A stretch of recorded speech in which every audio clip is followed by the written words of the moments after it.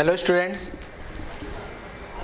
तो आज वाले लेक्चर में अपन शुरू करते हैं अपना नेक्स्ट पार्ट। अभी तक आप लोगों को पता होगा बेटा अपन क्या क्या पढ़ चुके हैं। अगर थर्मल फिजिक्स की बात की जाए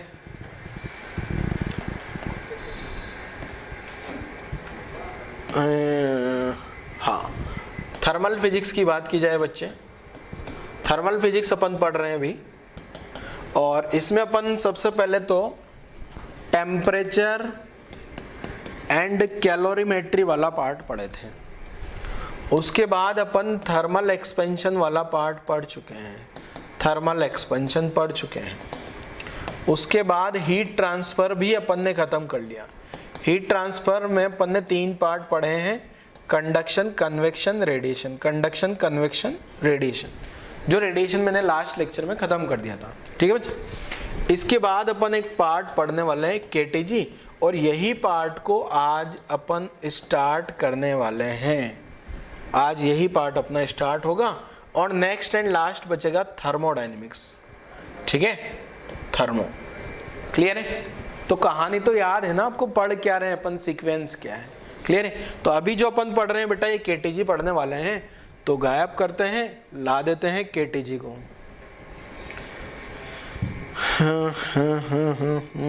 सब कुछ गायब हो, अरे यार ये क्या हो गया। हाँ, तो ये आ गया अपना kinetic theory of gases. Chapter का नाम है केटीजी और अपने इंस्टीट्यूट का नाम और मेरा नाम। ठीक है, चलो आगे बढ़ते हैं। अरे आगे बढ़, पीछे कहा जा रहा है। हाँ, तो केटीजी पढ़ते टाइम, वैसे आपने केमिस्ट्री में भी पढ़ा होगा बच्चों KTG, kinetic theory of gases. तो काइनेटिक थ्योरी ऑफ गैसेस पढ़ते हुए गैस के बारे में पढ़ेंगे अपन। और गैस जो होगी वो आइडियल गैस। अपन ना फिजिक्स में केवल मेजॉरिटी जो क्वेश्चंस होंगे वो आइडियल गैस से रिलेटेड ही होने वाले हैं। केमिस्ट्री में आपने चैप्टर पढ़ा होगा पूरा का पूरा ideal gas and real gas. Ideal gas के लिए कुछ अजम्पशंस करते हैं अपन, वो सारे अजम्पशंस अभी आगे आ जाएंगे। आपको पता भी होगा आइडियल गैस के लिए क्या अजम्पशन होते हैं। सारे के सारे पार्टिकल एक जैसे हैं, ग्रेविटी काम नहीं कर रही है, जो भी कोलिजन होती है इलास्टिक कोलिजन होती है, बहुत सारे मॉलिक्यूल्स होते हैं, सबका सब मॉलिक्यूल्स का मोशन रैंडम मोशन होता है। ये सारे अजम्पशन आपने केमिस्ट्री में भी लिखे होंगे, तो मैं सारे आपको एक्सप्लेन कर दूंगा अभी आते ही। ठीक है, क्लियर है? एक रियल गैस होती है, रियल गैस, आइडियल गैस में पीवी इक्वल टू एनआरटी लग जाता है, रियल गैस में वो काम नहीं करता। ठीक है, तो अपन आइडियल गैस के बारे में पढ़ेंगे। और जितना भी फिजिक्स में केटीजी और थर्मोडायनेमिक्स होगी, मेजॉरिटी पार्ट अपना आइडियल गैस ही होगा। क्लियर है बच्चों? चैप्टर का नाम लगा लेना है, एक पेज छोड़ देना, कुछ नई चीज मिले तो आपको लिखने के लिए। आ गया केटीजी। तो केटीजी में क्या है देखो बच्चों, यहाँ पे हाँ, तो ये अपना जो है kinetic theory of gas is based on following assumptions. जो केटीजी अपन पढ़ रहे हैं ना, उसके लिए ये फॉलोइंग अजम्पशंस है, ये सारी बातें अपने को माननी होगी, तब जाके अपना केटीजी वाला जो चैप्टर है वैलिड है। या फिर अपन ऐसा भी बोल सकते हैं कि आइडियल गैस के लिए अजम्पशंस है। Ideal gas assumptions, ideal gas के लिए क्या क्या अजम्पशंस होने चाहिए। तो पहला अजम्पशन मैं बता देता हूँ जरा। सबसे फर्स्ट ये देखो जरा क्या है, ए गैस, सबसे फर्स्ट क्या है देखो बेटा, a gas consist of very large number of molecule. तो पहला आपको पता होगा, गैस जो होती है ना, गैस में खूब सारे मॉलिक्यूल्स होते हैं। गैस में क्या होते हैं बच्चों, खूब सारे मॉलिक्यूल्स होते हैं। देखो बता भी देता हूँ, ये आगे आपके देखो, ये इतने सारे मॉलिक्यूल्स हैं, गैस मॉलिक्यूल्स, और आप देख पा रहे होंगे सब के सब रैंडम भाग रहे हैं इधर उधर। ठीक है ना, यहाँ पे खूब सारे। ये कंटेनर का वॉल्यूम, ये वाला जो पूरा व्हाइट दिख रहा है, ये कंटेनर का वॉल्यूम है। और गैस का जो मॉलिक्यूल दिख रहा होगा ना आपको, एक छोटा सा मॉलिक्यूल दिख रहा है क्या? पहले तो गैस के खूब सारे मॉलिक्यूल हैं, और गैस के एक मॉलिक्यूल का जो वॉल्यूम है ना बच्चे, गैस के एक सिंगल मॉलिक्यूल का जो वॉल्यूम है ना, वो नेग्लिजिबल होता है कंटेनर के रेस्पेक्ट में। क्लियर है? ये भी आएगा एक अजम्पशन। तो देखो क्या है, देखो, A gas consists of very large number of molecules. These molecules are identical. सब के सब एक जैसे हैं, perfectly elastic, मतलब इलास्टिक कोलिजन करेंगे, and hard sphere, hard spherical shape लेनी है। They are so small that the volume of molecule is negligible as compared with the volume of gas. Volume of the gas, gas का volume किसके बराबर? Container का volume के बराबर। जो भी कंटेनर अभी व्हाइट बताया ना, तो क्या हो गया, they are so small so that volume of molecule, मतलब एक मॉलिक्यूल का जो वॉल्यूम लूंगा ना मैं, एक वो ये जो है ना, इसमें अगर ये जो एक मॉलिक्यूल आ रहा है ना प्यारे बच्चे, ये वाला एक मॉलिक्यूल, ये एक मॉलिक्यूल, ये एक मॉलिक्यूल, ये एक मॉलिक्यूल, ये एक मॉलिक्यूल, इस पूरा का पूरा वॉल्यूम जो ये आ रहा है ना, ये पूरा वॉल्यूम, इसके रेस्पेक्ट में एक इसका वॉल्यूम नेग्लिजिबल है, ये लाइन में बोला गया है, ठीक है ना। तो ये देखो दूसरा, molecules do not have preferred direction, कोई परफेक्ट डायरेक्शन नहीं है मॉलिक्यूल का, और रैंडम मोशन हो रहा है, ये रैंडम मोशन लिखा है, आपको पता है ना, सब इधर उधर उधर इधर किधर भी भाग रहे हैं। Molecule do not have preferred direction, motion, motion is random, ठीक है। मॉलिक्यूल स्ट्रेट लाइन में ट्रेवल करेगा, जब तक किसी से टकरा नहीं जाता स्ट्रेट लाइन में ट्रेवल करेगा, ठीक है। और जो कोलिजन के बीच का टाइम होता है वो बहुत छोटा होता है, जो दो कोलिजन के बीच का टाइम होगा ना वो बहुत कम होगा। और जितनी भी कोलिजन होगी ना, कोलिजन जो हो, चाहे मॉलिक्यूल्स के बीच में हो चाहे दीवार से हो, वो सबकी सब इलास्टिक कोलिजन मान लेना है। और इलास्टिक कोलिजन का मतलब आपको पता है काइनेटिक एनर्जी कंजर्व होती है, ठीक है।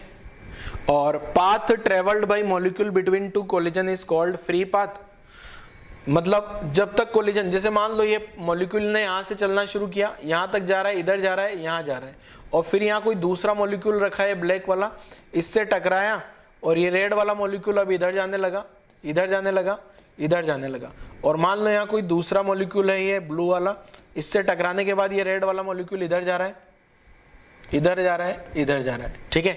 और यहाँ फिर ये टकरा गया कोई अलग वाले मॉलिक्यूल से इससे, और इससे टकराने के बाद ये इधर जा रहा है, इधर जा रहा है, इधर जा रहा है। तो ये यहाँ से यहाँ तक एक डिस्टेंस चला है ना, इसको फ्री पाथ। यहाँ से यहाँ तक फ्री पाथ, जब तक ब्लैक से नहीं टकराया, फिर ब्लू से नहीं टकराया फ्री पाथ, ग्रीन से नहीं टकराया फ्री पाथ, और इन सब का जो एवरेज होता है ना उसको मीन फ्री पाथ बोल देते हैं। तो डेफिनेशन लिखिए, फ्री पाथ, ये लिखा है the path travelled by molecule between two collision is called free path, ये तो फ्री पाथ आ गया, and the mean value of this is called mean free path, मतलब उन सब का एवरेज ले लेना है। न्यूटन्स लॉ वैलिड होंगे, और ग्रेविटी को नेग्लेक्ट कर देना है, ग्रेविटी काम नहीं करेगी। अगर ग्रेविटी काम करेगी तो सारे के सारे गैस मॉलिक्यूल नीचे आ जाएंगे कंटेनर में, ठीक है। तो वीडियो पॉज करके आपको ये सारे पॉइंट्स लिख लेने हैं, आइडियल गैस अजम्पशंस, ठीक है। नेक्स्ट स्लाइड पे आता हूँ। नेक्स्ट स्लाइड में आपको बता ही चुका हूँ, ये जो मॉलिक्यूल्स हैं ये सबके सब रैंडम मोशन कर रहे हैं। अब अगर आप ध्यान से देखोगे ना, तो ये मॉलिक्यूल जब तक दूसरे मॉलिक्यूल से टकरा नहीं रहा है ना, तब तक स्ट्रेट लाइन में चल रहा है। आप ये वाले रेड को ऑब्जर्व करो, ये वाला रेड देखो इधर सीधा सीधा जा रहा है, ये सीधा सीधा, ये वाला इधर है, इधर इधर आ रहा है, टकराते ही अपने अपना मोशन चेंज कर रहा है क्या? क्लियर है कहानी, ठीक है ना। तो ये स्ट्रेट लाइन में चलते हैं। अब रैंडम मोशन है, बहुत जल्दी जल्दी जल्दी जल्दी ये चल रहे हैं मॉलिक्यूल, ठीक है ना। चलो गायब। अगर इन सब पे ग्रेविटी काम कर रही होती ना, तो सब यहाँ ग्राउंड पे आके इकट्ठे हो जाते क्या, पर इन पे ग्रेविटी काम नहीं कर रही है। क्लियर है ना। तो सारे पॉइंट्स आपको क्लियर हो गए होंगे ये एक ही डायग्राम से। चलो आगे समझते हैं जरा क्या है एवरेज एंड आरएमएस वैल्यू। अब ये जो गैस मॉलिक्यूल इधर उधर भाग रहे हैं ना, सबका वेलोसिटी अलग अलग होता है। सबका वेलोसिटी क्या होता है? अलग अलग। कोई ऊपर जा रहा है, कोई नीचे जा रहा है, कोई किधर जा रहा है। तो इनकी एवरेज आरएमएस वेलोसिटी कैलकुलेट करने के लिए अपन पहले एक कॉन्सेप्ट समझते हैं कि एवरेज वैल्यू क्या होती है और आरएमएस वैल्यू क्या होती है, ठीक है। तो मैं एवरेज वैल्यू समझाता हूं पहले। एवरेज तो हेडिंग लिख देना एवरेज एंड आरएमएस वैल्यूज। जैसे मान लो एक क्वेश्चन लिखता हूं मैं, और क्वेश्चन में मान लो आपको दे दिया जाए 1 2 3, इसका मुझे एवरेज वैल्यू चाहिए, ठीक है। इसका एवरेज चाहिए। मान लो कोई डेटा है x, तो इस x की एवरेज वैल्यू क्या लिख दोगे आप बेटा? आपको ऐसा पता होगा 1 + 2 + 3/3, तो ये कितना हो जाएगा 6/3। तो इसका एवरेज वैल्यू आ गया 2। अब ये एवरेज तो आपको निकालना आता है सबको। इस एवरेज को मीन भी बोल देते हैं। क्या? मीन, MEAN, मीन वैल्यू भी बोल देते हैं, ठीक है। तो एवरेज वैल्यू तो सबको पता है, आई थिंक ये एवरेज तो सबको पता है। बट अब एक आता है बच्चे आरएमएस। एक क्या आता है? RMS value. ये आरएमएस वैल्यू क्या है इसको समझते हैं जरा, ठीक है ना। तो एवरेज तो सबको पता है, आरएमएस भी समझ लेते हैं कि आरएमएस क्या है। अब जो आरएमएस को पहले समझते हैं अपन, होता क्या है। आरएमएस की फुल फॉर्म होती है रूट मीन स्क्वायर। आरएमएस की फुल फॉर्म क्या है बेटा? Root mean square. अब करना क्या है आपको आरएमएस में, रूट मीन स्क्वायर में? सबसे पहला काम तो स्क्वायर कर देना है। सबसे फर्स्ट स्क्वायर कर दो, देन सेकंड उसका मीन ले लो, देन लास्ट थर्ड उसका रूट लगा लो। तो आरएमएस में रिवर्स चलना होता है। पहले क्या कर दो? Square, then mean, then root ले लो।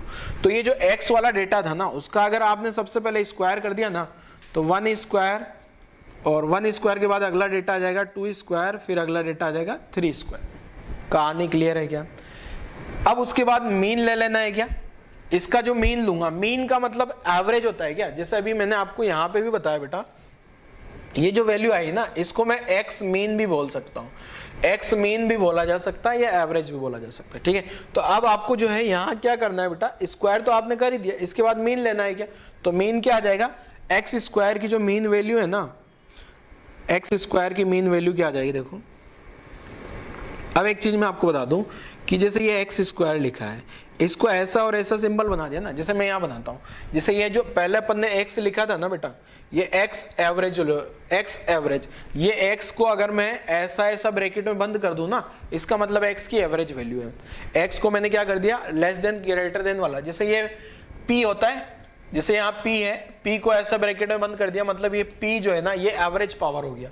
जैसे मान लो P पावर है ना, तो इसका मतलब क्या हो गया, एवरेज पावर। जैसे मान लो T टाइम होता है, ऐसा ऐसा बंद कर दिया, इसका मतलब क्या हो गया, एवरेज टाइम। क्लियर है, एवरेज टाइम हो गया। ऐसे मान लो V, और V को ऐसा ऐसा बंद कर दिया, इसका मतलब एवरेज वेलोसिटी, ठीक है। तो ऐसे यहाँ पे x को बंद कर दिया ना, तो ये x की एवरेज वैल्यू होगी, ये वैल्यू x स्क्वायर की एवरेज वैल्यू है, ये वाली वैल्यू किसकी है, x स्क्वायर की एवरेज वैल्यू, ठीक है। तो x स्क्वायर की जो एवरेज वैल्यू है वो क्या आ जाएगी बच्चे, 1 स्क्वायर 2 स्क्वायर 3 स्क्वायर अपॉन 3, जिसे वहां किया था। तो ये वाली जो वैल्यू आई है ना, इस वैल्यू को अपन बोलते हैं क्या बेटा, अभी मैंने दो, ये तो स्क्वायर कर दिया है मीन, तो इसको मीन स्क्वायर भी बोल दिया जाता है, इसको क्या बोल दिया जाता है, मीन स्क्वायर। अभी छोड़ते हैं, मीन स्क्वायर हो गया, क्लियर है। मीन स्क्वायर के बाद क्या होगा, देखो रूट और ले लेना है क्या, तो ये जो रूट ऐसा ऐसा और ऐसा, ये जो है ना, ये मीन, ये तो यहाँ पे square mean square root mean square, तो ये वाली वैल्यू में क्या करना है, आप केवल आपको रूट और लगा देना है, और इसको सिंपल अपन आरएमएस वैल्यू बोल देते हैं। एक्स की कौन सी वैल्यू आ गई है बच्चे, आरएमएस वैल्यू, और ये जो आरएमएस वैल्यू होगी वो क्या हो जाएगी, 1 स्क्वायर 2 स्क्वायर 3 स्क्वायर अपॉन 3। समझ आया, नोट कर लो जरा, हेडिंग लगा लेना एवरेज एंड आरएमएस वैल्यू, ये एग्जाम्पल के थ्रू समझोगे तो आपको समझ आ जाएगा। क्लियर है, रूट का मतलब क्या है, आरएमएस का मतलब क्या है। अब आरएमएस वैल्यू क्यों ली जाती है, गैस मॉलिक्यूल जो होता है ना, गैस मॉलिक्यूल में अपन आरएमएस वैल्यू ज्यादा लेंगे। देखो आरएमएस वैल्यू इसलिए लेते हैं क्योंकि कुछ मॉलिक्यूल्स का वेलोसिटी नेगेटिव होता है, वेलोसिटी इधर जा रहा है तो पॉजिटिव, इधर जा रहा है तो नेगेटिव, ठीक है। तो वो नेगेटिव वाला हटाने के लिए ना, स्क्वायर हो गया ना, यहाँ पे स्क्वायर होगा तो माइनस हट जाता हो, इसलिए अपन आरएमएस वैल्यू कंसिडर करते हैं। तो यहां तक नोट कर लो जरा आप लोग, आरएमएस का full form root mean square, और रूट मीन स्क्वायर में से पहले बाद में से चलना होता है, सबसे पहले square then mean then root. तो मैंने स्क्वायर किया, उसका मीन ले लिया, मीन का मतलब एवरेज, और देन आरएमएस ले लिया। क्लियर है कहानी, चलो आगे बढ़े, वीडियो पॉज करके सब कुछ लिख लेना आपको है।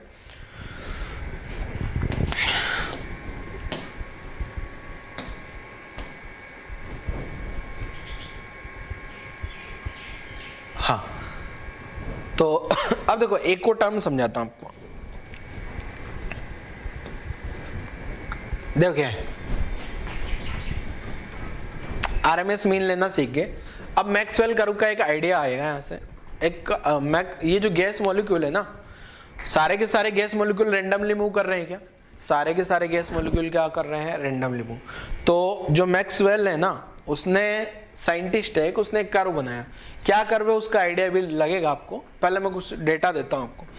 जैसे मान लो अपने पास जो गैस मॉलिक्यूल है वो किस टाइप से, मान लो जो गैस मॉलिक्यूल का जो स्पीड है ना वो ऐसा है, एक एग्जांपल के थ्रू समझाता हूं मैं आपको।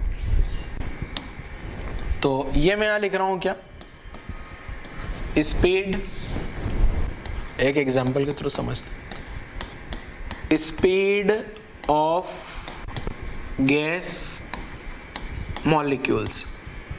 गैस मॉलिक्यूल का स्पीड क्या क्या है वो मैं आपको बताता हूं। जैसे मान लो कोई गैस मॉलिक्यूल का जो स्पीड है ना, वो मान लो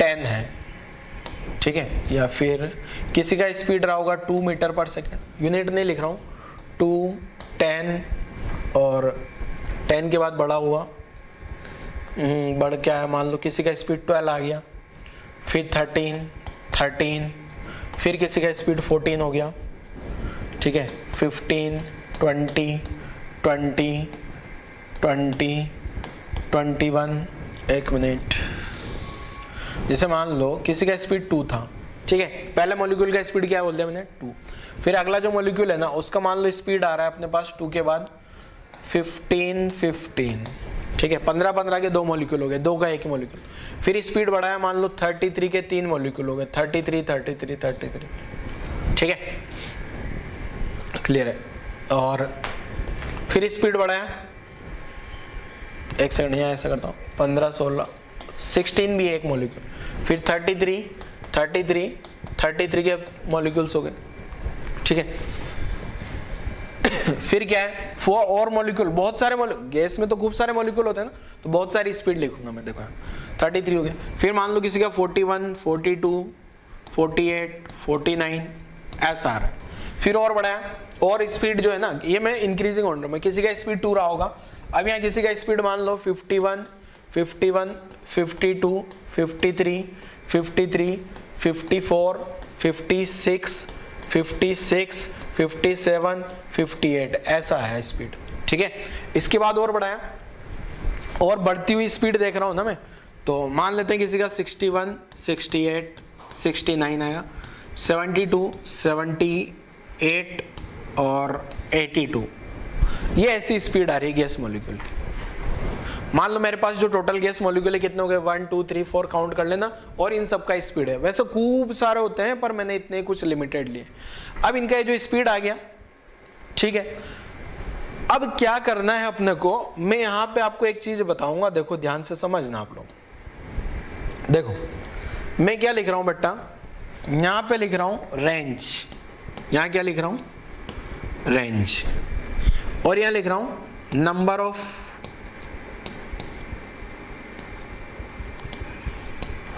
gas molecules, number of gas molecules, ठीक है, क्लियर है, और ये जो रेंज लिखी है ना मैंने,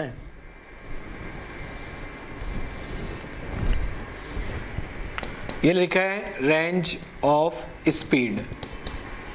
अब ये स्पीड की जो रेंज है ना, मान लो मैंने पहली रेंज लिख दी 0 से 10, कितना लिख दिया 0 से 10, तो आप ही बताओ 0 से 10 में कितने मॉलिक्यूल आए, ये एक ही मॉलिक्यूल है क्या, ठीक है, फिर मैंने अगली रेंज लिख दी 10 से 20, तो आप ही बताओ 10 से 20 में कितने मॉलिक्यूल आ रहे हैं मेरे पास, 10 से 20 में ये 3 मॉलिक्यूल आए क्या, 3 मॉलिक्यूल आए क्या, फिर मैं लिख देता हूं क्या, 10 से 20 हो गई है, ठीक है, अच्छा यहां पे एक और लिख देना है,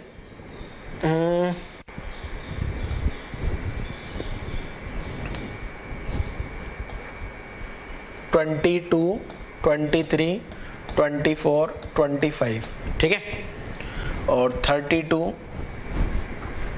33, 34 ये सर, ठीक है, तो यहां 3 ही मॉलिक्यूल आएगा। अब अगला रेंज आपको पता है 10 से 20 से 30 वाली रेंज में कितने मॉलिक्यूल आ गए, 20 से 30 में कितने आ गए, 4 आ गए क्या, 20 से 30 वाली रेंज में कितने मॉलिक्यूल चले गए अपने, 4, क्लियर है, 20 से 30 वाली रेंज में जो है एक काम करते हैं, एक कम करते हैं, ये डेटा रैंडम डेटा लिख रहा हूं मैं, उसमें कंफ्यूज नहीं होना आपको, ठीक है ना, ये यहाँ 3 आ गए क्या वापस, मैंने एक मॉलिक्यूल कम कर दिया, 3 आ गए क्या, फिर अगला वाला जो रेंज है वो बताओ उसमें कितने मॉलिक्यूल आएंगे, 30 से 40 में कितने आ गए, 30 से 40 4 आ गए क्या, 40 से 50 में भी 4 आ गए क्या, 40 से 50 में भी कितना आ गए 4, फिर अगर आप देखोगे ना 50 से 60 में ज्यादा हो गए क्या, 1 2 3 4 5 6 7 8 मॉलिक्यूल हो गए क्या, 1 2 3 4 5 6 7 8 9 मॉलिक्यूल हो गए, ठीक है, कौन सी रेंज में जा रहे हैं, ये जो रेंज आ रही है ना, अब अपने पास जगह नहीं बची है, तो ये वाले मॉलिक्यूल में इधर लिख देता हूं, ठीक है। आप इसी में टेबल में नीचे लिख देना है ना। ये वाली रेंज क्या होगी 50 to 60। 50 to 60 वाले कितने मॉलिक्यूल हो गए 9। फिर उसके बाद क्या है 60 to 70। 60 to 70 वाले कितने हो गए ये 3। फिर 70 to 80 वाले कितने हो गए 70 to 80 वाले 2, केवल 2, ठीक है। 70 to 80 वाले 2 हो गए। अरे यार ये 3, ये 2 और लास्ट 80 to 90 वाला 1। तो कुल मिला के मैं यहां से ये समझाना चाह रहा हूं आपको कि जो मैक्सवेल कर्व है ना, देखो क्या होगा, जैसे जैसे स्पीड बढ़ा रहा हूं, स्पीड बढ़ाया मॉलिक्यूल्स क्या हो रहे हैं बड़े बड़े बड़े, और ये सबसे ज्यादा आगे, यहां आके सबसे ज्यादा आगे, फिर वापस कम होते चले जाएंगे। तो मैक्सवेल कर्व यही बोलता है बस क्या कि जो नंबर ऑफ मॉलिक्यूल्स होंगे वो क्या होंगे, पहले बढ़ेंगे बढ़ेंगे बढ़ेंगे मैक्सिमम होंगे और फिर वापस कम होने लग जाएंगे। क्लियर है? तो ये जो आइडिया है इसको कोई लिखने की आपको कोई जरूरत नहीं है। क्लियर है? बस मैं बताना चाह रहा था यहां से क्या, जो स्पीड होगी ना, स्पीड होगी वो क्या होगी बढ़ेगी। स्पीड क्या होगी, जैसे जैसे स्पीड बढ़ा रहा हूं मॉलिक्यूल की, जैसे जैसे गैस मॉलिक्यूल, ज्यादा स्पीड वाले गैस मॉलिक्यूल क्या है कम स्पीड, बहुत कम स्पीड वाले गैस मॉलिक्यूल वो मॉलिक्यूल कम है, बहुत ज्यादा स्पीड वाले मॉलिक्यूल भी कम है। मेजॉरिटी गैस मॉलिक्यूल क्या है मिडल वाली स्पीड के। जैसे मान लो आपको बोल दिया जाए गैस मॉलिक्यूल का स्पीड वेरी कर रहा है 0 से 100, तो 0 वाले मॉलिक्यूल भी बहुत कम है, 100 वाले भी बहुत कम है, मिडल रेंज वाले बहुत ज्यादा होंगे, जैसे 50-60 वाले मॉलिक्यूल्स बहुत ज्यादा हैं। ऐसे मैंने ये डेटा से आपको समझाया कि 50 to 60 वाले जो मॉलिक्यूल हैं वो कितने हैं 9। ये मैक्सवेल ने बोला है। बस इतना सा आइडिया मैं आपको ये डेटा के थ्रू बताना चाह रहा था। डेटा लिखने की कोई जरूरत नहीं है, हेडिंग लगा दिया हो तो ठीक है, हेडिंग की भी कोई जरूरत नहीं है। क्लियर है? चलो अब आगे बढ़ते हैं। अब ये जो मैक्सवेल डिस्ट्रीब्यूशन कर्व है ना एक्चुअल में वो है क्या, ये समझते हैं। ये जो मैक्सवेल कर्व का आइडिया लगा दिया, अब मैक्सवेल डिस्ट्रीब्यूशन कर्व क्या है इसको समझते हैं जरा। मैक्सवेल डिस्ट्रीब्यूशन कर्व ये है कि जो गैस मॉलिक्यूल्स होंगे अपने पास में, गैस मॉलिक्यूल्स होने वाले हैं, देखो कौन से gas molecule,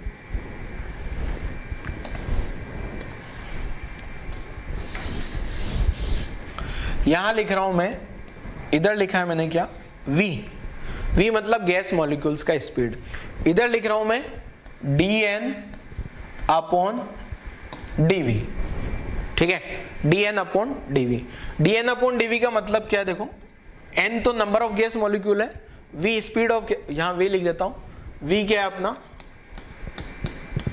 speed of gas molecules, ठीक है। अब ये जो dv है ना, dv जो है ना ये रेंज ऑफ स्पीड है, ये क्या है रेंज ऑफ स्पीड, और ये dn का मतलब क्या है number of gas molecules, number of gas molecules in particular range, particular speed range, ठीक है। तो dn अपॉन dv क्या हो गया, उनका रेशो हो गया। जैसे भी अपन ने बताया था ना बेटा, यहाँ पे जैसे मैंने भी लिखा था, यहाँ तो रेंज लिखी थी मैंने 0 से 10 2 मॉलिक्यूल आए, 10 से 20 3 मॉलिक्यूल आए, 20 से 30 4 मॉलिक्यूल आए। तो ये तो हो गया अपने पास dv मतलब रेंज ऑफ स्पीड। ये हो गया dn का मतलब ये वाली रेंज में 2 मॉलिक्यूल आ रहे हैं, ये वाली रेंज में 3 मॉलिक्यूल आ रहे हैं। अब यहाँ जो मैंने लिखा है ना इधर, ये क्या है अपना, ये है अपने पास dn अपॉन dv। तो यहां से dn तो आ गया 2 और dv आ गया 10, ऐसे यहाँ dn आ गया 3 और यहाँ आ गया 10, dn आ गया 4 अपॉन 10। तो ये वाली वैल्यू जो है नीचे dv वाला तो 10 तो सबका सेम है क्या। तो ये जो ग्राफ आता है ना बच्चे, ये जो ग्राफ है ये इस टाइप का ग्राफ आता है। क्लियर है? जो अपना ग्राफ आया था ना ई लैम्डा का रेडिएशन में लैम्डा और ई लैम्डा वाला ग्राफ आया था क्या, ये इस टाइप का विंड डिस्प्लेसमेंट लॉ में, तो वही उसी टाइप का ग्राफ है भी, ठीक है। ग्राफ क्या बोलता है प्रैक्टिकली कि कम स्पीड के मॉलिक्यूल भी कम होंगे, ज्यादा स्पीड के मॉलिक्यूल भी कम होंगे, पर जो मिडल रेंज वाली स्पीड होगी ना उसके मॉलिक्यूल्स बहुत ज्यादा होने वाले हैं। क्लियर है कहानी? यहां तक की कहानी सबको क्लियर है? ठीक है। अब यहां पे जो इस ग्राफ में ये वाले जो मॉलिक्यूल है ना, यहां पे ये जो मॉलिक्यूल आ रहे हैं, इसके करस्पॉन्डिंग जो मॉलिक्यूल आ रहे हैं, ये वाली स्पीड को अपन बोलते हैं most probable speed. Most probable speed का मतलब क्या है कि ज्यादातर गैस मॉलिक्यूल का स्पीड यही है। जैसे अपन ने पिछला जो टेबल बनाया था ना अभी, वहां पे आपने देखा होगा, ऑब्जर्व किया होगा, 50 to 60 वाले मॉलिक्यूल बहुत ज्यादा थे क्या? मेजोरिटी मॉलिक्यूल क्या थे? 50 से 60 के। तो मोस्ट प्रोबेबल स्पीड जो होती है इसको अपन बोलते हैं VMP। VMP का मतलब मोस्ट प्रोबेबल स्पीड। तो ये जो मोस्ट प्रोबेबल स्पीड होती है बच्चे, क्या? Most probable speed. ये मोस्ट प्रोबेबल स्पीड जो है ना, इस ग्राफ का जहां जिस पॉइंट पे मैक्सिमा आ रहा है ना, जिस पॉइंट पे मैक्सिमा आ रहा है उसके करस्पॉन्डिंग जो स्पीड आती है उसको बोला जाता है क्या? Most probable speed. ये जो गैस मॉलिक्यूल का मोस्ट प्रोबेबल स्पीड का मतलब क्या है? जो अपन वो स्टैटिक्स में आपने पढ़ा हुआ ना, मोड मीडियन, जो ज्यादातर रिपीटेशन होता है, तो वो जो ज्यादातर रिपीटेशन हो रहा है तभी तो यहाँ मैक्सिमा आया है, तो इसके करस्पॉन्डिंग जो स्पीड आती है उसको अपन बोलते हैं क्या? Most probable speed, VMP। Clear है? याद रहेगा सभी को? नोट कर लो जरा, यहां तक की कहानी नोट कर लो। मैक्सवेल डिस्ट्रीब्यूशन करो लिख के।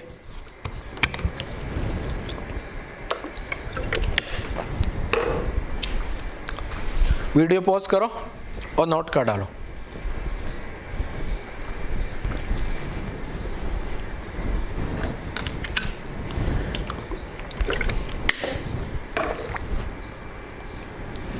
हाँ, आपने नोट किया होगा, आगे समझते हैं। अब जो है ना, अब एक टर्म आती है, एक सेकेंड, ये different speed of gas molecules. तो different speed of gas molecules क्या होता है देखो, ये समझाता हूं। एक तो मोस्ट प्रोबेबल स्पीड होती है बेटा, ये जो ग्राफ में मोस्ट प्रोबेबल स्पीड, तो ये जो मोस्ट प्रोबेबल स्पीड है ये क्या है, इसको लिख देता हूं मैं। तो एक तो होती है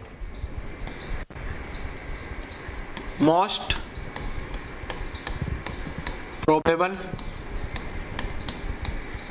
स्पीड ऑफ गैस मॉलिक्यूल्स, ठीक है, इसको मैं लिख रहा हूं VMP।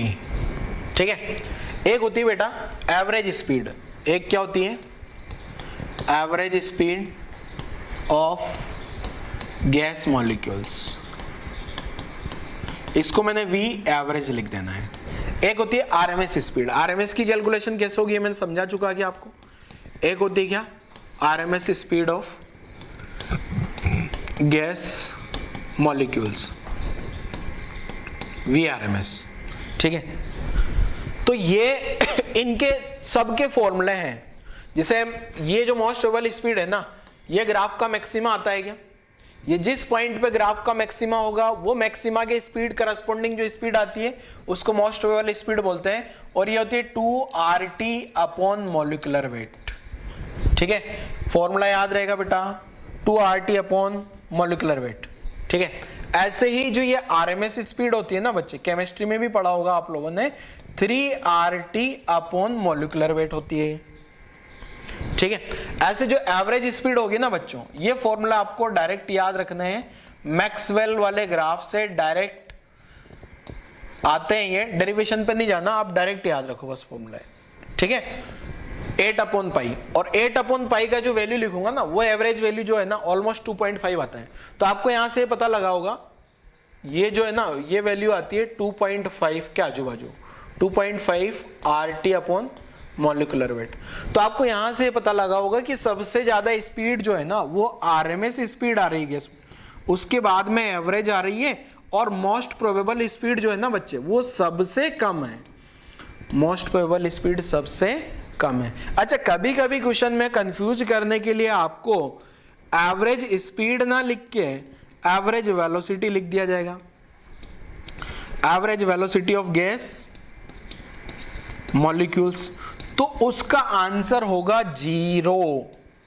अब ये आंसर एवरेज स्पीड, जो एवरेज स्पीड का तो 8/पाई आया, बट एवरेज वेलोसिटी का 0 इसलिए आता है बच्चों क्योंकि जो गैस मॉलिक्यूल होते हैं ना, वो गैस मॉलिक्यूल आपको बताया क्या मैं रैंडम मोशन कर रहे होते हैं, और रैंडम मोशन कर रहे होंगे तो वेलोसिटी का मतलब तो डायरेक्शन है क्या, वेलोसिटी का मतलब क्या, डायरेक्शन भी कंसीडर करनी है, और डायरेक्शन भी कंसीडर करूंगा तो क्या होगा, ये जैसे मान लो ये ऊपर वाला गैस मॉलिक्यूल का वेलोसिटी से कैंसिल आउट हो जाएगा, ये लेफ्ट वाले का राइट से, ऊपर वाले का दाएं बाएं का, सबका कैंसिल आउट होके नेट आ जाता है क्या, 0।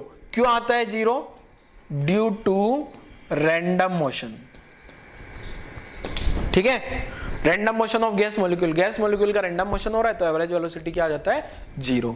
अब आपको जो है बच्चे ये फॉर्मूले याद होने चाहिए सारे के सारे। ये जो फॉर्मूले है ना, अपन ने जो फॉर्मूले लिखे हैं, ये आपने अगर केमिस्ट्री में पढ़े हो, याद हो तो बढ़िया है, नहीं तो याद होने चाहिए।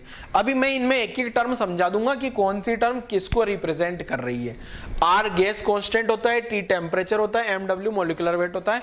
मैं अभी आगे लिख भी दूंगा, क्लियर है, मैं आगे इसको लिख भी दूंगा। तो पहले यहां तक लिखो आप वीडियो पॉज करके, वीडियो पॉज करो और यहां तक लिखो जल्दी से।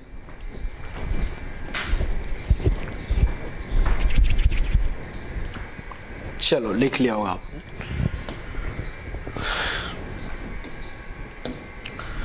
तो डिफरेंट स्पीड हो गई,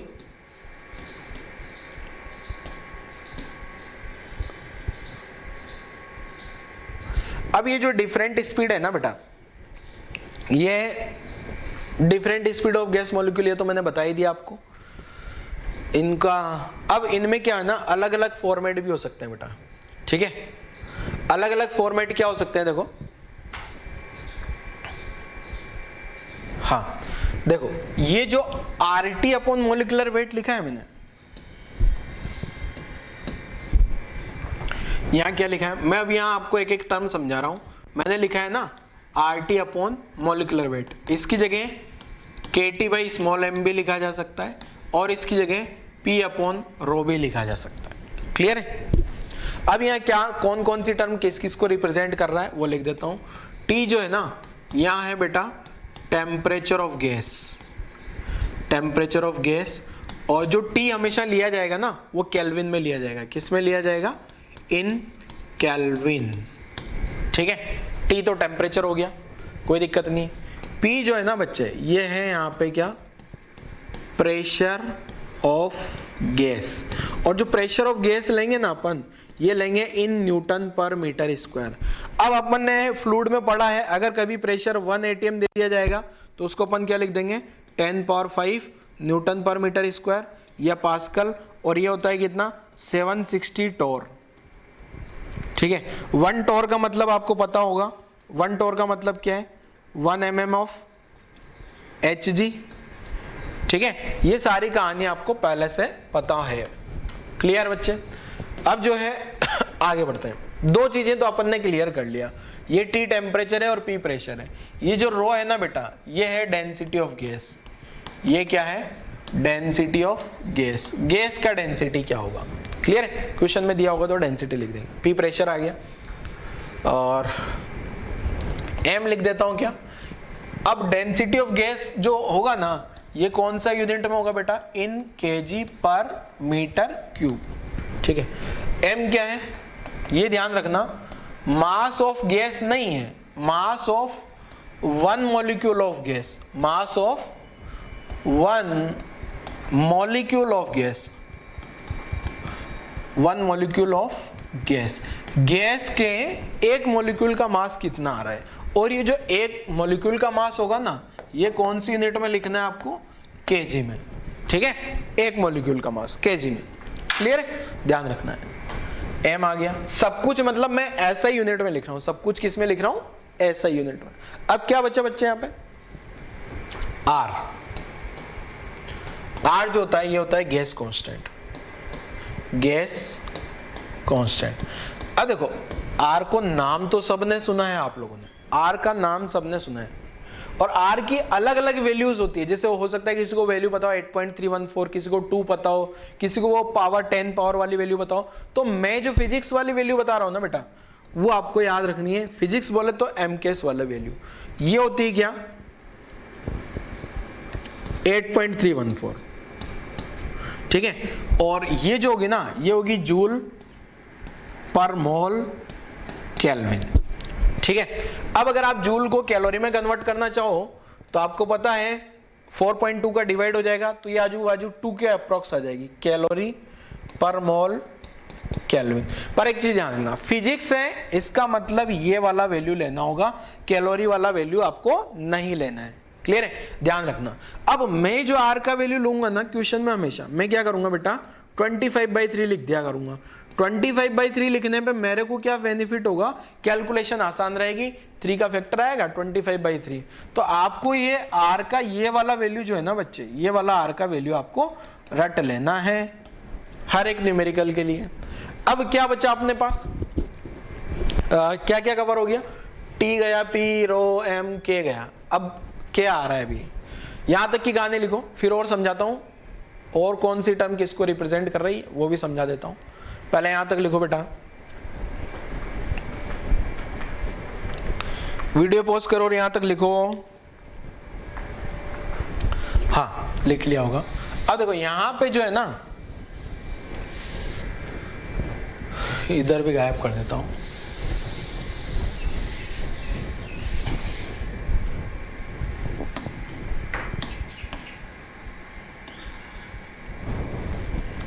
MW होता है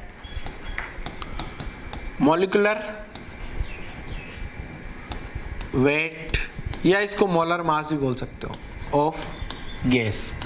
अब देखो जनरली जो आप मोलर मास केमिस्ट्री में लिखते हो ना बेटा, जैसे आप लिखा फॉर ऑक्सीजन गैस, अब आपने केमिस्ट्री में क्या रटा होता है, मॉलिक्यूलर वेट। मॉलिक्यूलर वेट आपको पता होगा ऑक्सीजन का जो है, आपने 32 लिख दिया, ऑक्सीजन गैस है तो O2 होगा, O2 है ना, तो 32, 16 नहीं आएगा, ध्यान रखना। अब 32 जो आपने रटा है ना, उसका यूनिट होता है बेटा ग्राम पर मोल। क्या यूनिट होता है उसका, ग्राम पर मोल। तो अगर आप फिजिक्स में 32 से आंसर निकालोगे तो गलत आएगा, आपको लिखना है किसमें, 32 kg पर मोल में लिखना है। किस में कन्वर्ट करना है आपको इसको, इन kg पर मोल, क्योंकि आपने जो याद रखा हुआ है ना बच्चे, वो कौन सा वाला है, ग्राम पर मोल का। तो इसको 10⁻³ लगा के आपको किस में कन्वर्ट करना होगा, किलोग्राम में, क्योंकि अपन एमकेएस पढ़ रहे हैं ना। मॉलिक्यूलर वेट आ गया। अब एक बचता है के को बोलते हैं बोल्ट्जमैन कांस्टेंट, बोल्ट्जमैन कांस्टेंट। और के का वैल्यू निकाल लेना है अपने को R/Na से। R तो गैस कांस्टेंट है, Na एवोगाड्रो नंबर है। Na क्या आ गया, Na क्या है बेटा, एवोगाड्रो नंबर। और Na का वैल्यू आपको पता होगा 6.022 इंटू 10⁻23। ये वाला Na का वैल्यू यहाँ रख देना है, केमिस्ट्री में भी याद किया होगा आपने। और R का वैल्यू मैंने बताया आपको 8.3। आर भी के का वैल्यू भी क्लियर हो गया आपका, ठीक है। तो अब जो अपन को यहां तक आने के बाद देखो न्यूमेरिकल में क्या होगा ना, उठपटांग से कुछ भी वैल्यू दे दिया जाए, प्रेशर और रो दे दिया जाए, पी और रो दे दिया जाए, केटीएम दे दिया जाए, आरटी मॉलिक्यूलर वेट। तो अभी मैं बता रहा हूं, देखो क्या जो अपन ने फॉर्मूले पढ़े ना, मोस्ट प्रोबेबल एवरेज आरएमएस के, मोस्ट प्रोबेबल एवरेज और आरएमएस के जो फॉर्मूले पढ़े हैं, 3 फॉर्मूले पढ़े हैं, तीनों के 3-3 फॉर्मेट बन जाएंगे क्या, तो टोटल 9 फॉर्मूले बन जाएंगे। 9 फॉर्मूले से क्वेश्चन पूछे जा सकते हैं, ठीक है। यहां तक लिखो, अभी अपन क्वेश्चन सोल्व करके देखते हैं, देखो किस किस टाइप से क्वेश्चन आ सकते हैं, क्लियर है। वीडियो पॉज करो पहले और यहां तक की कहानी लिखो जल्दी से। हाँ देखो अब क्या है, देखो मैंने जो आपको समझाया ना बेटा, कि आप जो है RT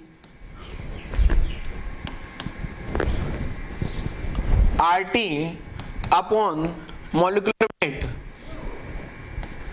RT upon molecular wait की जगह क्या लिख सकते हो, KT/m, या P अपॉन रो भी लिख सकते हो ना। तो अपन ने एक पढ़ा VMP का वेलोसिटी का फॉर्मूला आया था 2RT upon molecular wait.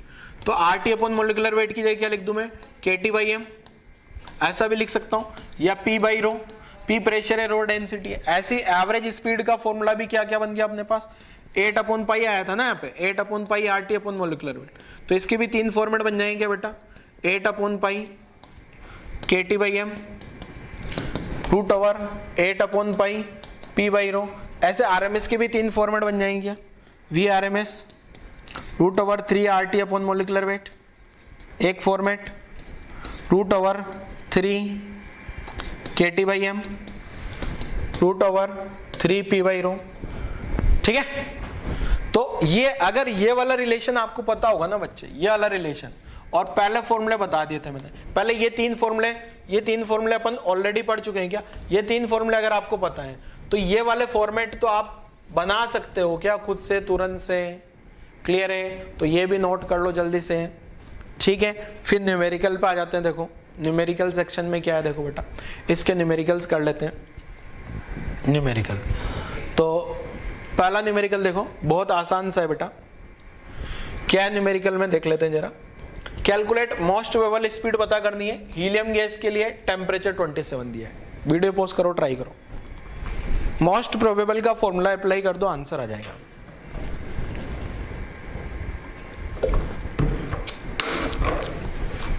Most probable देखो, अब देखो टेम्परेचर दिया है ना, तो टेम्परेचर वाला फॉर्मूला ही लगाऊंगा ना, तो VMP क्या हो जाएगा बेटा, √2 RT अपॉन मोलिकुलर वेट, ठीक है। अब R का वैल्यू जो लिखूंगा ना मैं, 2 तो एज इट इज, R का वैल्यू 25/3 लिख लेना है। टेम्परेचर को केल्विन में कन्वर्ट करना पड़ेगा, तो 27 + 2 73, तो ये 300 केल्विन आ गया क्या प्यारे बच्चे, 300 केल्विन आ गया। हीलियम गैस है क्या, हीलियम गैस का मोलिकुलर वेट 4, पर साथ में -3 लगाना पड़ेगा, ठीक है। हीलियम गैस का जो होगा ना मोलिकुलर वेट हीलियम गैस का, वो होता है 4 ग्राम पर मोल, पर मेरे को ग्राम को किलोग्राम में कन्वर्ट करना है, तो 4 × 10⁻³ यहाँ kg पर मोल हो जाएगा। कहानी क्लियर है, ध्यान रखना बच्चे यही गड़बड़ करते हैं, -3 नहीं लगाएंगे और टेम्परेचर को चेंज नहीं करेंगे, तो ये गड़बड़ हो जाएगा। अब यहाँ से सिंप्लीफाई करूंगा ना, तो देखो सिंप्लीफाई करने पे क्या होगा, ये 100 कैंसिल आउट हुआ, यहाँ 100 आ गई, 300 से 100, और तो VMP जो सोल्व करने पे आ रहा है ना मेरे पास, सिंप्लीफाई करते हैं जरा, ये आ गया 225/2, ये 2 से कैंसिल आउट होगा, ये यहाँ 2 कैंसिल आउट हो गया, ये पावर 4 ऊपर चली गई, तो हो गया ये कितना 10 पावर 100, तो ये था ही सही, 10 पावर 3 और एक एक्स्ट्रा आ गया। तो आंसर क्या आ गया देखो, 25 में से तो एक 5 बाहर आ गया, ये एक 100 बाहर ले लेता हूँ, ठीक है। √, यहाँ 10 बचेगा, यहाँ 2 बचेगा 5, ये ऐसा आंसर हो जाएगा मेरा। तो आंसर जो हो गया ना मोस्ट प्रोबेबल स्पीड का 500√5 मीटर पर सेकंड, ऐसा आंसर हो जाएगा। मैच कराओ जरा, क्या आप लोगों का आंसर भी यही था क्या? क्वेश्चन आसान है। चलो अगला क्वेश्चन करेंगे बेटा। पहला क्वेश्चन अगर आपसे नहीं हुआ है तो अगले क्वेश्चन ट्राई करो, अगला होना चाहिए, ठीक है। अगला क्वेश्चन क्या आ जाता है देखो, वीडियो पॉज करके लिख लेना जरा। हाँ अगला क्वेश्चन क्या है देखो, at same temperature RMS velocity, oxygen gas का आरएमएस वेलोसिटी दिया है, what will be the RMS velocity, sorry hydrogen का तो दिया है और ऑक्सीजन का पूछा है, वही सेम टेम्परेचर सेम कर दिया, पता करो जरा क्या होगा। ऑक्सीजन का आरएमएस वेलोसिटी क्या होगा, हाइड्रोजन का आरएमएस वेलोसिटी आपको दिया है। वीडियो पॉज करो, 2 मिनट के लिए ट्राई करो जरा। चलो सॉल्व करता हूं, देखो बेटा कैसे सॉल्व करना है। आरएमएस का फॉर्मूला बताओ पहले तो। आरएमएस का formula √3 RT upon molecular wait. अब कौन सी टर्म चेंज होगी, हाइड्रोजन गैस से ऑक्सीजन गैस पे आने पे क्या चेंज हुआ, टेम्परेचर तो वही है ना, टेम्परेचर में कोई फर्क नहीं पड़ रहा है, इसका मतलब प्रोपोर्शनल टू √, मोलिकुलर वेट लिख दूं क्या, तो जो V आएगा ना, सबसे पहले V किसका, हाइड्रोजन का, अपॉन V किसका, ऑक्सीजन का, बरोबर यहाँ MW ऊपर किसका आएगा बताओ जरा, ऊपर आएगा किसका, ऑक्सीजन का, क्योंकि यहाँ नीचे है ना, क्रॉस में आ रहा है ना बेटा, इनवर्सली प्रोपोर्शनल, यहाँ किसका, हाइड्रोजन का, ठीक है। चलो लगा दें फॉर्मूला। हाइड्रोजन के लिए स्पीड 2 × 10⁻³ है क्या, डिवाइड में ऑक्सीजन के लिए पता करनी है बरोबर ऑक्सीजन का molecular weight 32 into 10 power -3 upon hydrogen का मोलिकुलर वेट कितना 2 इंटू 10 पावर -3। अब एक चीज ध्यान रखना, अगर आप इस क्वेश्चन में बाई चांस -3 नहीं भी लगाते हो ना तो भी आपका आंसर सही आ जाएगा, क्योंकि ये तो कटने वाला ही है ना -3 से -3। तो 2 into 10 power -3 oxygen gas molecule, यहाँ बचेगा 16 तो यह आ जाएगा 4। तो ऑक्सीजन गैस मॉलिक्यूल्स का जो स्पीड आया है ना 1/2 हो गया, 1/2 मतलब 1/2 500 हो गया है, 500 मीटर पर सेकंड हो जाएगा। ये ऐसा आंसर आ जाएगा। चेक करो जरा कि आपका आंसर भी यही था या नहीं था।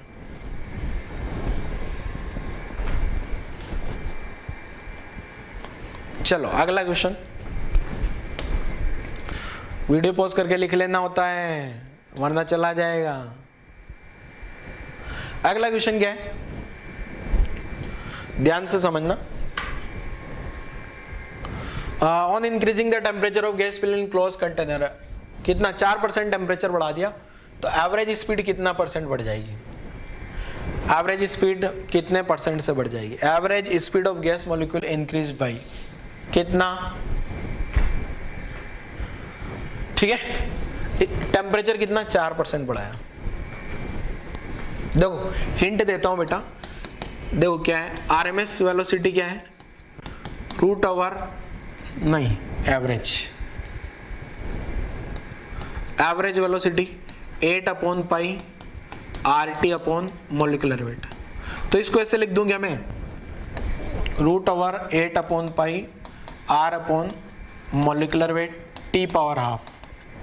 ठीक है, तो यहां से ऐसे लिखा जा सकता है ना, डेल्टा V अपॉन V बरोबर 1/2 डेल्टा T अपॉन T। 5% से कम वेरिएशन है। ये सब मैंने आपको थर्मल स्ट्रेस में बताया था, थर्मल एक्सपेंशन में, time period of simple pendulum का वहां पे। ठीक है ना, तो अब मुझे चाहिए delta V upon V into 100 बरोबर क्या हो जाएगा 1/2 डेल्टा T इंटू 100। तो ये वाली वैल्यू 4% दी हुई है क्या, तो delta V upon V into 100 जो आ जाएगा ना 1/2, और ये वाला वैल्यू क्वेश्चन में 4% बढ़ाया है टेम्परेचर, तो 4%, तो आंसर हो गया 2%। आंसर हो गया कितना 2%। ये फॉर्मूला जो अपन ने लगाया है ना, ये वाला फॉर्मूला चाहो तो आप डायरेक्ट याद रख सकते हो, बट ये फॉर्मूला अप टू 5% करेगा, अप टू 5% से ज्यादा होगा तो ये फॉर्मूला नहीं काम करेगा। फिर अपन को जनरल टेम्परेचर बढ़ा के लिखना होगा, इक्वेशन प्रोपोर्शनलिटी लगा के आंसर निकालना होगा। ठीक है, चलो कहानी खत्म, नोट करो जल्दी से, यहाँ तक की कहानी नोट करो जल्दी से, वीडियो पॉज करो, नोट करो। चलो आगे बढ़ते हैं, तू क्लोज हो जाए यार। हाँ ठीक है, तो अब ये क्वेश्चन हो गया। अब जो है ना अपना यहां पे एक टर्म और बची है बेटा,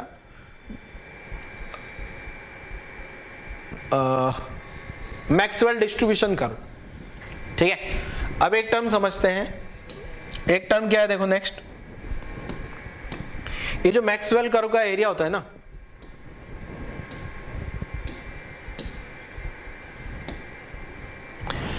area of Maxwell curve. Maxwell curve पढ़ा क्या अपन ने, मैक्सवेल कर्व भी बताया था क्या बेटा मैंने? देखो मैक्सवेल कर्व क्या था,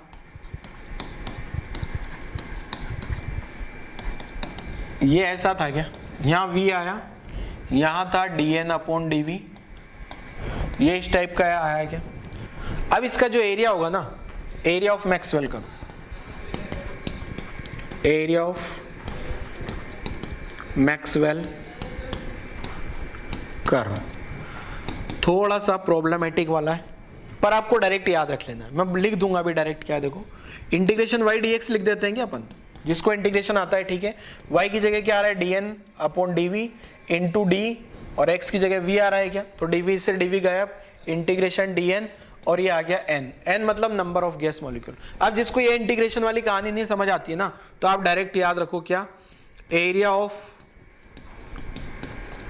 मैक्सवेल कर्व जो आएगा ना, वो आएगा क्या, नंबर ऑफ गैस मॉलिक्यूल्स। ये क्या आएगा, total number of gas molecules. ठीक है। मैक्सवेल कर्व का जो ये एरिया आएगा ना, कौन सा वाला एरिया, ये वाला जो एरिया आएगा, ये किसको बताने वाला है, total number of gas molecule. क्या आपको इंटीग्रेशन नहीं आता, समझ नहीं आता, मुझे पता है, बट क्या ये लाइन याद रख लोगे आप लोग, ये वाली लाइन याद रख लोगे क्या? जैसे आपने ई लैम्डा वाला याद है, ई लैम्डा वालों में मैंने बोला था आप डायरेक्ट याद रख लेना, ई लैम्डा। ये वाले ग्राफ का एरिया बताओ क्या आया था, ये वाला ग्राफ जो बनाया था ना अपन ने, ये वाला ग्राफ का एरिया क्या था, ये वाले ग्राफ का एरिया था इमिसिव पावर, ये वाले ग्राफ का एरिया क्या था, इमिसिव पावर, ठीक है ना। ऐसे इस ग्राफ का एरिया क्या हो जाएगा, number of gas molecule. Clear है बच्चों, नोट कर लो जरा। ये वाले ग्राफ का जो एरिया है वो किसको बताएगा, नंबर ऑफ गैस मॉलिक्यूल्स को, ठीक है। नोट करो जल्दी से बच्चे, वीडियो पॉज करो, नोट करो। चलो नेक्स्ट जो है effect of temperature on Maxwell curve. Maxwell curve पे टेम्परेचर का क्या इफेक्ट आने वाला है, टेम्परेचर बदल दें तो क्या इफेक्ट होगा, ठीक है। तो देखना जरा, ध्यान से देखना बच्चे, यहाँ V है, यहाँ dN अपॉन dV है, ठीक है। पहला ग्राफ खींच रहा हूं मैं, मान लो पहला ग्राफ ये इस टाइप का है, ये वाला ग्राफ जो खींचा गया है ना, ये T1 टेम्परेचर पे, ये कौन से अच्छे से बन जाए यार,